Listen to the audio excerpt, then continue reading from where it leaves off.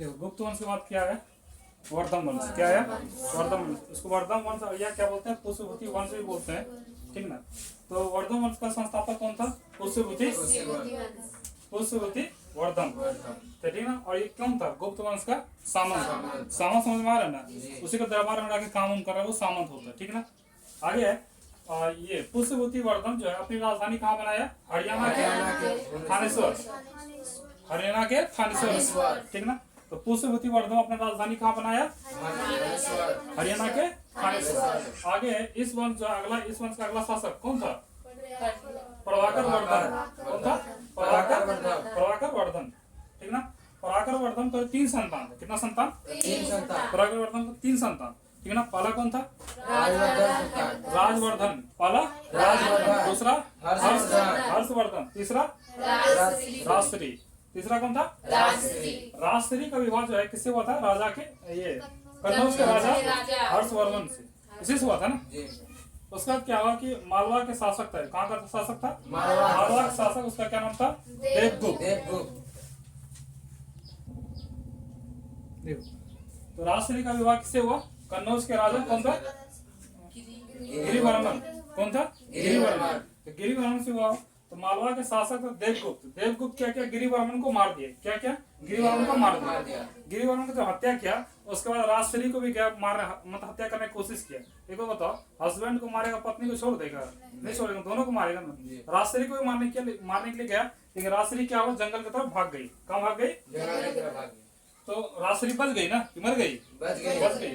फिर जाके राजवर्धन, अब क्या देखो कौन इसको मारा, देवगुप्त मारा, कौन मारा, देवगुप्त। अब देखो ये जो था इसका पहला बेटा था, प्रभाकर का पहला बेटा राजवर्धन, कौन था, राजवर्धन ने देवगुप्त को हत्या कर दिया, किसका हत्या कर दिया, राजवर्धन ने देवगुप्त की हत्या कर दी, किसका, देवगुप्त। और गौड़ का शासक था, उसका नाम था शशांक, क्या नाम था, शशांक ने राजवर्धन को मार दिया, किसका हत्या कर दिया, राजवर्धन। देख रहा कैसा कंपटीशन है, देख रहे कैसा कंपटीशन है न है।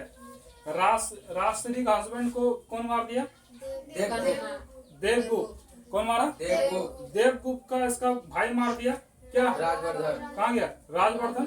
राजवर्धन को कौन मार दिया, शशांक मारा। शशांक मार भी दिया राजवर्धन को। और बोधि वृक्ष जो था जहाँ पे ये गौतम बुद्ध को ज्ञान का प्राप्ति हुआ था, उस वृक्ष के नीचे वो वृक्ष को भी कटवा दिया, ठीक ना। और हर्षवर्धन ने, और उसके बाद कौन है, हर्षवर्धन क्या किया, शशांक की हत्या कर दी। तगड़ा कंपटीशन है ना, कंपटीशन है, तगड़ा कंपटीशन, सब दूसरे को मार रहा है। हर्षवर्धन क्या किया, शशांक की हत्या कर दी। अब देखो, अब शशांक के पास 2 मुश्किल सामने आया, कितना मुश्किल, पहला मुश्किल क्या, राजश्री को ढूंढना है, क्या करना है, इसको मारिए दिया ना, ये तो भुतला गई, कहीं खो गई जंगल में, इसका हस्बैंड को मार दिया राजश्री का। अब हर्षवर्धन के पास 2 मुश्किल है, एक राजश्री को ढूंढना है, किसको ढूंढना है, दूसरा साम्राज्य संभालना है, क्या करना है, पूरा साम्राज्य संभालना है। 2 मुश्किल सामने है, किसके सामने, हर्षवर्धन क्या किया, अपनी राजधानी कहाँ बनाया, कन्नौज। हर्षवर्धन अपनी राजधानी कन्नौज बनाया। हर्षवर्धन के दरबारी कवि, देखो हर्षवर्धन, और एक बात है, हर्षवर्धन को मिल गया, राजश्री मिल गया, तुम लोग कंफ्यूजन रहेगा मिला कि नहीं मिला, मिल गया, राजश्री इसको मिल गया। और कभी भी जो है ना हर्षवर्धन, ये जो यहाँ ना कन्नौज का राजा कभी नहीं बताया, क्या चीज नहीं बताया, कन्नौज का राजा नहीं बताया। और हमेशा क्या हुआ, राजश्री के अंदर रह के काम की, किसके अंदर रह के, राजश्री। कभी खुद को राजा बताया ही नहीं। देखो कितना अच्छा है ना। तो आजकल के जमाने में कोई सोचता थोड़ा सा काम करता सीधे हाथ खड़ा कर देता है, पूरा क्रेडिट मेरा है, पूरा हम काम किए, यही करता है ना। लेकिन इसको देख लो, हर्षवर्धन सबको बदला भी लिया, मारा भी सबको, राजश्री को ढूंढा भी, साम्राज्य भी संभाला, लेकिन कभी अपने आप को कन्नौज का राजा नहीं बोला। आगे हर्षवर्धन के दरबारी कवि कौन थे, बाणभट्ट। बाणभट्ट 2 किताब लिखा, कितना किताब, 2, एक कदम्बरी और एक हर्षचरी, कदम्बरी और हर्षचरी। मतलब हर्षवर्धन के दरबारी कवि कौन थे, कौन थे, बाणभट्ट। बाणभट्ट कितना किताब लिखा, 2, कदम्बरी और हर्षचरी। कौन सा लिखा, कदम्बरी और हर्षचरी, उतर लिया है।